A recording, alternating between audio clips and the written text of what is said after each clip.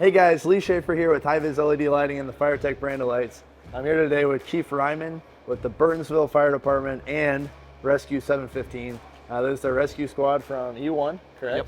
It's an E-One Cyclone, and I'm not sure of the year, so I'm going to ask you. It's a 2020 E-One Cyclone. Can you talk to us about, so it's an aluminum cab that was Yep. made in Ocala, Florida. Yes. What about the body? So it's a stainless steel box. It was Okay. built in Hamburg, New York. Okay. So E-One built the cab, Yeah.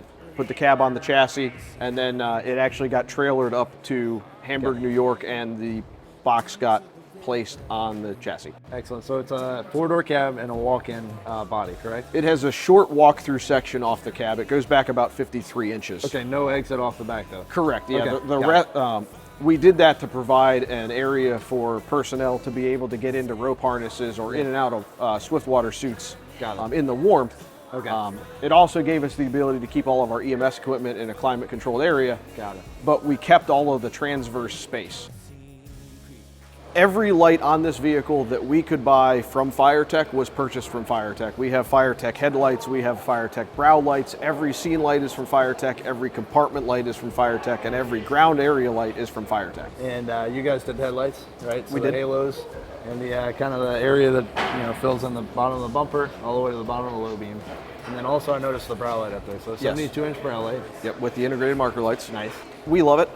So obviously we use it for a lot of scene lighting. It's awesome to be able to utilize as much space as possible on the front to get this amount of scene light without blocking any of the driver's view as well. So we're looking at the undercarriage lights. You guys went with the sub-aqua undercarriage lights. We did. Good to 100 feet of depth.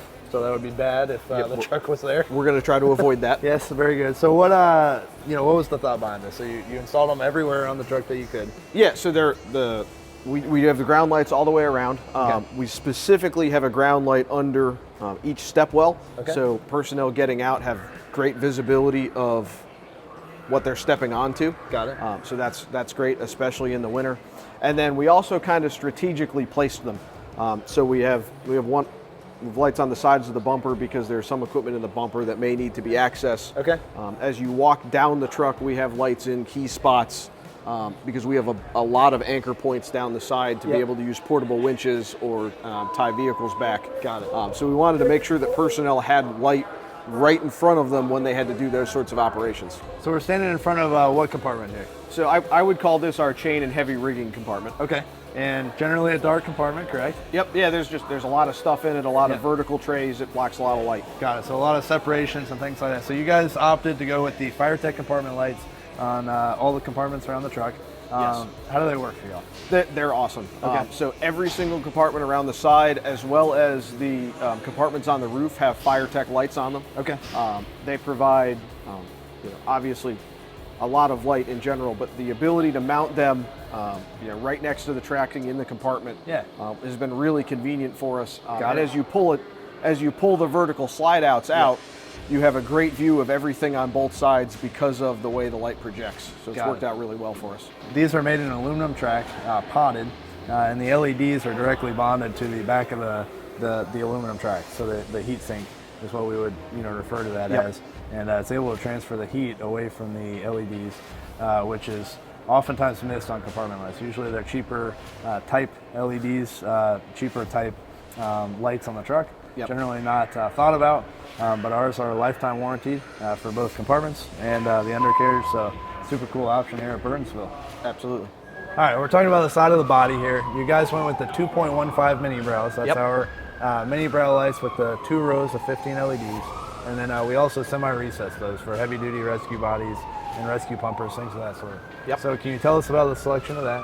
Yeah, so there are, on either side of the box, there are 3, and then there are 2 in the rear. Got it. But we love the fact that we were able to recess them in this way, and because of the way the FireTech lights are designed, we didn't have to have the concerns about heat buildup that we have with, the previous versions of halogen lights that we're all used to.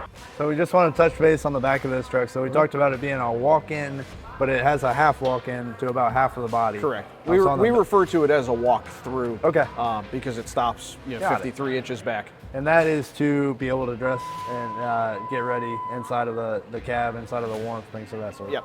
So on the back, that allows you some compartment space. Yep. And so you guys went with the the same lights on the side, so the two flood optic, all flood optic, 2.15 CPEX. Again, two of the same floodlights that we have on the sides. Yep. This time both lights are angled down. Yep. So this rescue squad is set up that most of the time we pull past the collision. Yep. So all the extrication tools are in the rear compartment on either side. Okay. All of our cribbing is in this compartment. Got it. So basically it's set up so that if we run an extrication, 98% of the time, we only have to open these three compartment doors. Yep. Unless we're doing something a little bit more advanced.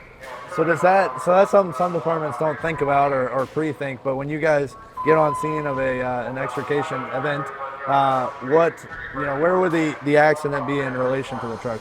So most of the time the collision will be, I'll say 1 to 2, typically about 2 car lengths behind the rescue squad. Got it. And you'll see the rescue squad forward of the collision, usually at an angle. And what that does is these two lights in particular give us really direct lighting on that collision. Yep. Obviously, we've got all of our side scene lights that light up everything else really well. Right. And if we really need to light up further past the scene, we have the light tower capability with the FireTech Syrian heads, and that really expands our long distance lighting.